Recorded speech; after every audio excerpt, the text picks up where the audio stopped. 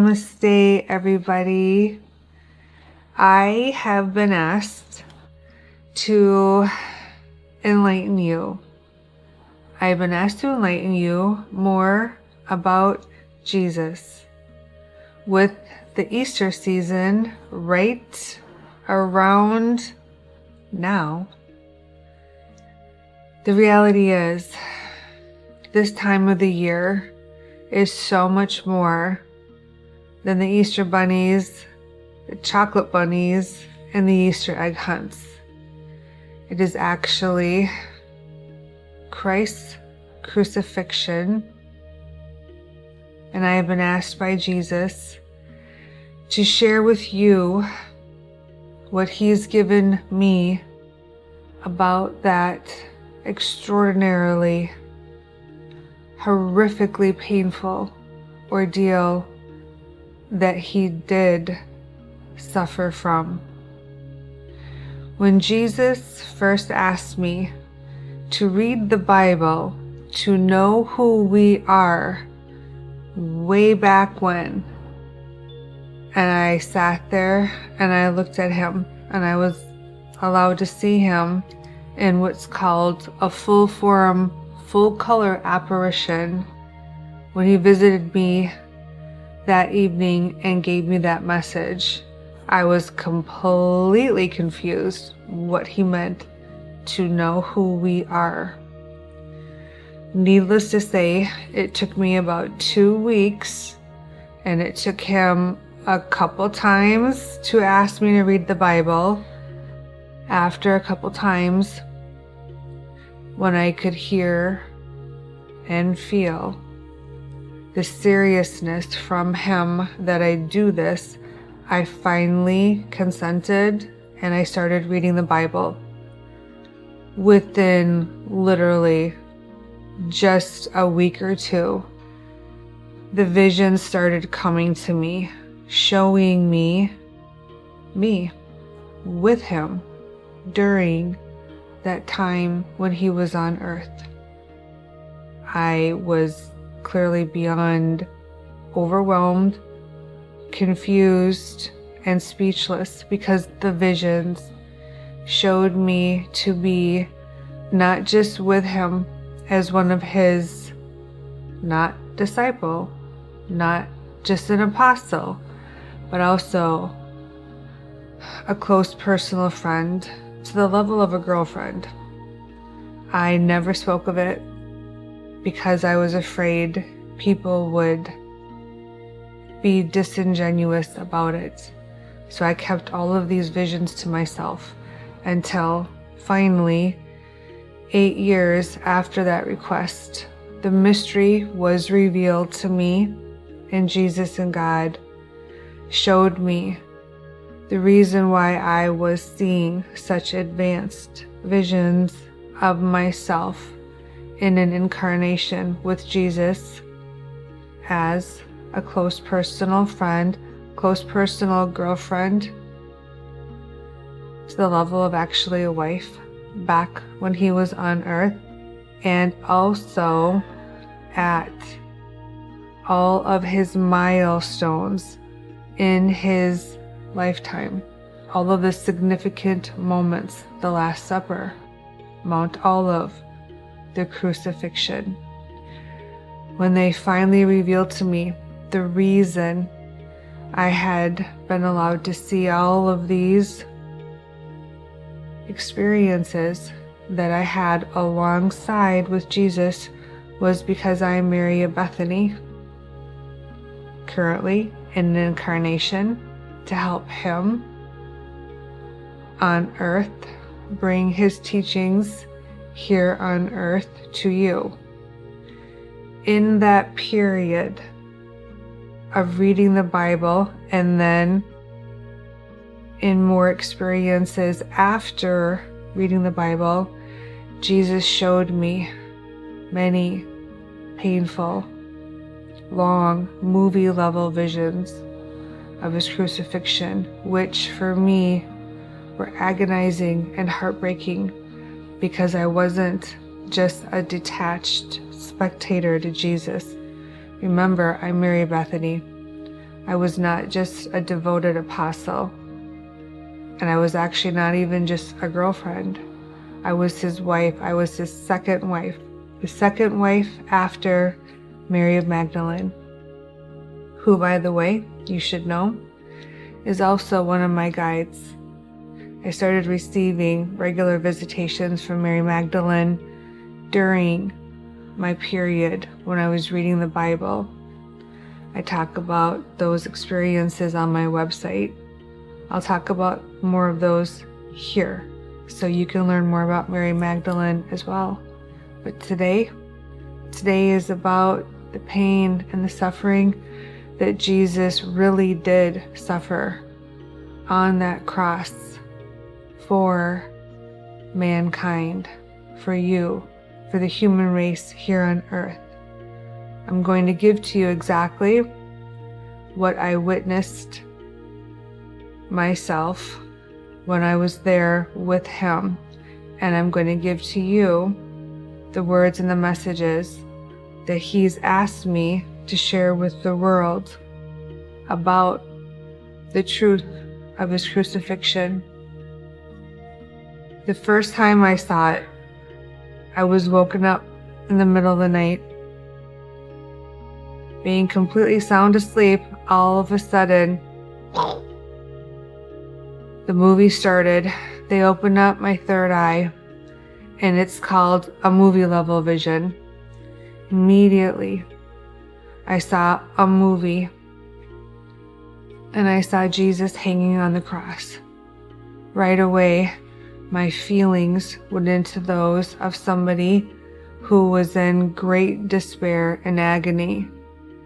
Jesus then appeared by my side, and I could see he was the one visiting me, giving me this vision.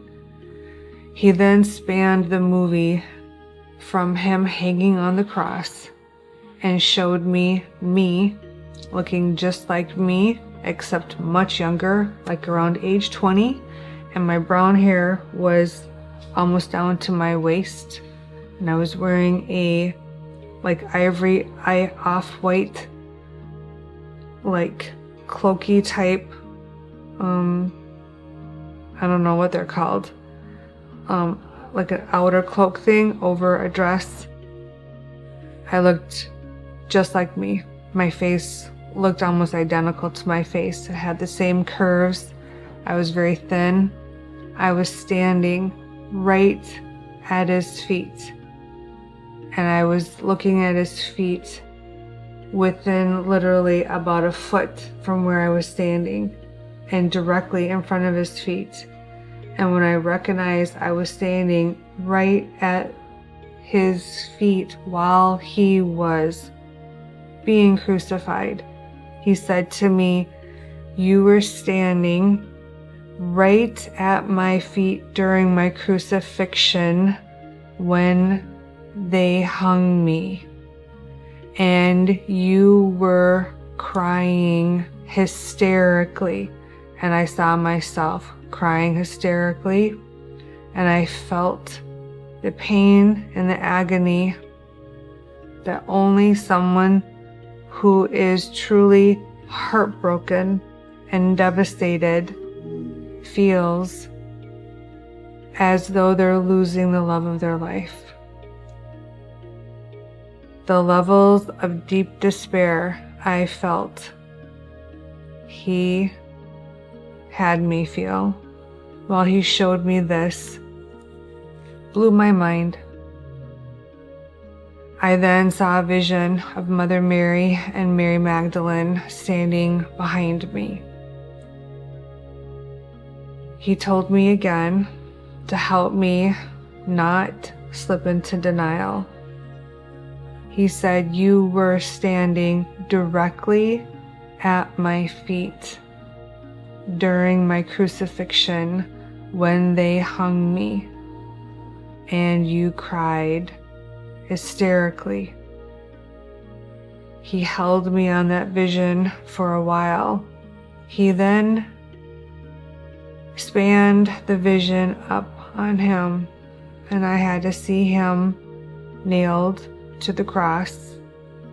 I had to see the crown of thorns on his head. I had to see how thin his body was. The next vision he gave to me about his crucifixion, because by now he was asking me to tell people that he truly did die on the cross for our sins to save us. The next vision, and this one happened weeks later, he woke me up again, and again I saw him hanging on the cross. And again, immediately I went into feelings of complete despair and agony of losing the love of my life. I then saw a sword come up at him, and he said the words, "They stabbed me 2 times on my left side," and I watched a sword cut him right near his ribs twice. And I felt exactly when the sword hit him, I felt the 2 stabs hit my left side, which is typically what happens when they give me visions and messages. I'll feel the impact on my body when I'm witnessing what's happening to the person. I saw blood get drawn from him, and when I did, I went into a deeper level of agony and sadness, because I knew then that his soul had left the physical dimension. He told me he wanted me to tell people that this was true.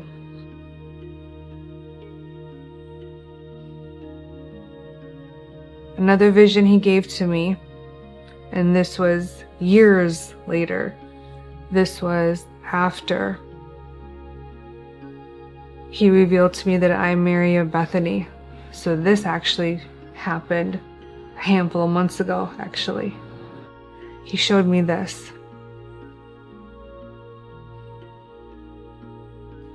He showed me that when I was with him as his second wife, somebody who was completely committed and devoted to him, someone who, in his words, he says that he chose to be in his life to the level of a wife, a committed partner, which means an advanced, intimate soulmate and relationship, which is unique to other soulmates and other relationships, is where he holds his wives and his best friends. He showed me a vision. He woke me up again in the middle of the night, and I saw myself again with long brown hair, similar outfit, and I was squatting on the ground where it was the prison, and here was a small window, and it was bars, and inside that lower level basement part of the prison was Jesus, and he was laying on a cot. I was holding a basket of bread and water, and I was hiding it in my cloak. And as I was squatting there, I was feeding him the bread, and he could barely move because he was so weakened from having been starved for so long. I started crying like I actually cried the other visions too, having to see him in that state and knowing he suffered for a long time, to the point of looking visibly starved He told me that when I was imprisoned, you would come sneak food to me and risk your life. He showed me that that was unique and unusual. He told me that took a lot of bravery for somebody to risk their life to help him, because it meant possible imprisonment if I was caught. It meant abuse if I was caught, which, by the way, eventually did happen. He showed me and told me how much gratitude he had to me and for me, and he kept thanking me. And he showed it to me again when I was imprisoned and starving. You would come and you would try to feed me, and you would sneak food into my prison cell. And all I could get into the prison cell would be whatever fit in between the bars, which from the vision that I could see was little pieces of bread.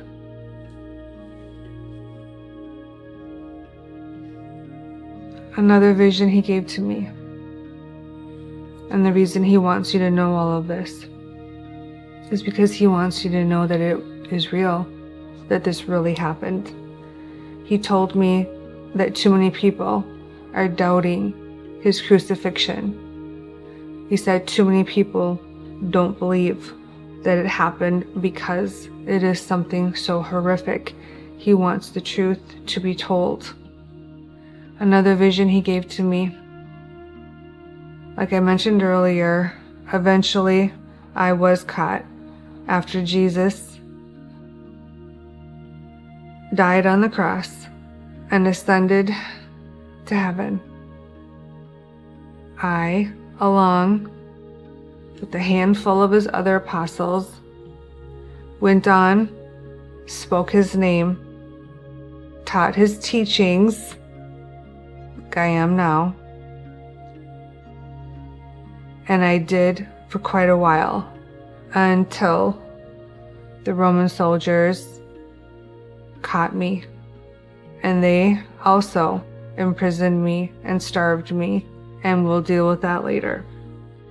In this next vision, he told me that we both were not just starved, that we were beaten, spit on,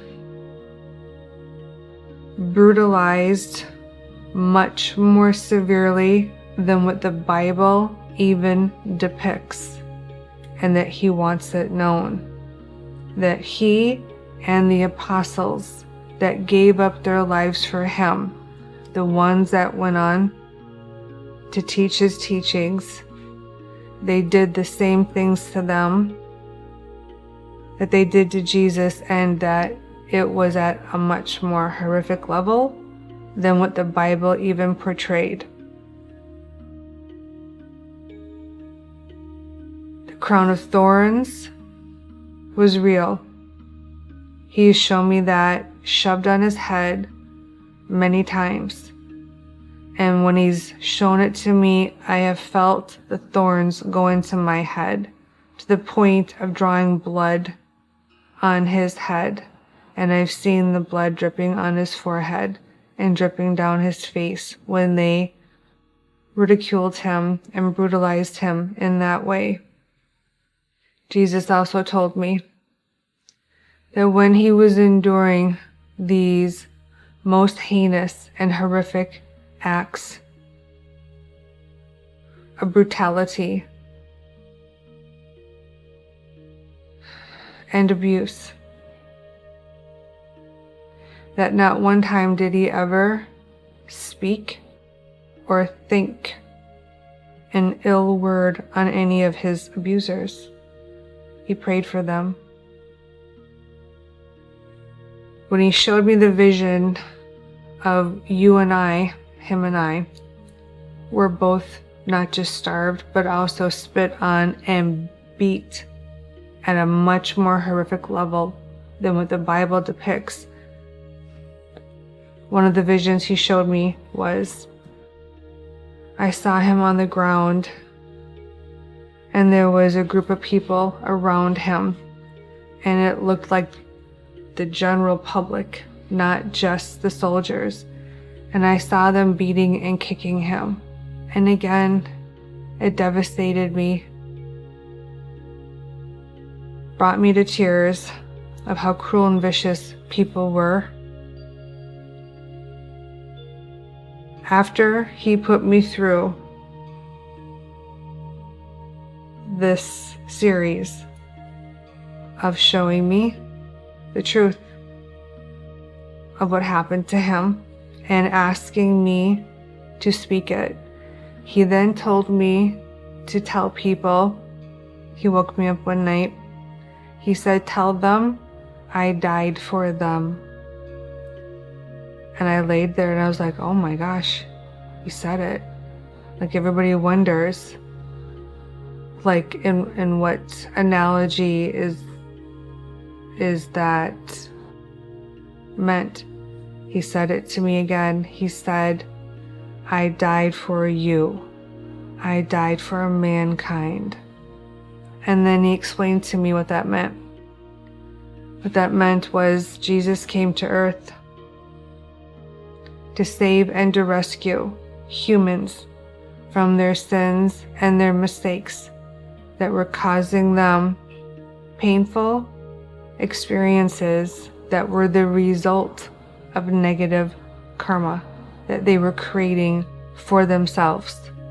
He was trying to enlighten them that the choices we make are going to create some outcome, positive or negative. He came to save us from ourselves, from making the unwise choices that would result in the negative karmic consequences and punishments that would be delivered to us. Those are the experiences that we live through that cause us pain, misery, suffering. He came to show us that there is an afterlife, that this is not all that there is. He came to enlighten us that making the positive karmic choices will not only allow you to have the karmic blessings sent to you, which are the happy, positive experiences, but that it is the path, the only path that will get you into His and God's kingdom of heaven. Jesus came to save us from making our mistakes that mankind was making, which were costing them happiness here on earth and their chance to live in nirvana, in the paradise of Jesus and God's heavenly kingdom. He gave everything He could possibly give to teach us this lesson. He gave His life. He suffered. He suffered greatly to speak up, to enlighten us, to teach us, to guide us, to warn us, and to help us to evolve into a higher state of consciousness, into a higher state of evolution, so that we wouldn't have to live with painful karmic consequences here and also in our afterlife. Jesus told me one reason He's asking me to send you this message is so that you do reflect on the sequence of events that led up to His crucifixion, that happened during His crucifixion, and that happened after His crucifixion, so that you learn that following His path, His teachings, the path that He came here and gave to us when He enlightened us, is the only path that will ever save you from creating the negative karmic consequences, and that it is the only path that will ever get you up, inside, and behind His doorway to heaven. If you're wondering if Jesus' crucifixion is real, Mary Bethany has been sent to earth. I've been asked to take on a big mission now and speak the truth of my true identity and who I really am, and tell you what I know, all so that you can continue to learn from Jesus and God now, so that you can earn for yourself the nirvana of their heavenly kingdom in your afterlife, as well as the blessings that they can give to you here in your incarnation, which is the only way you will ever get to experience love, joy, happiness, peace, and harmony. This Easter, while you have fun finding those eggs with those chocolate bunnies, please remember to give Jesus gratitude for all that He gave, all that He sacrificed in order to save you, to save mankind from the mistakes that we make here on this very difficult, challenging dimension, so that we can attain a much better place, both in our afterlife as well as also in our experiences here, by learning to live following His teachings, by following Jesus' ways. I hope that this enlightens you and helps you learn and know Jesus at a deeper level. Until next time, namaste and blessings to each of you.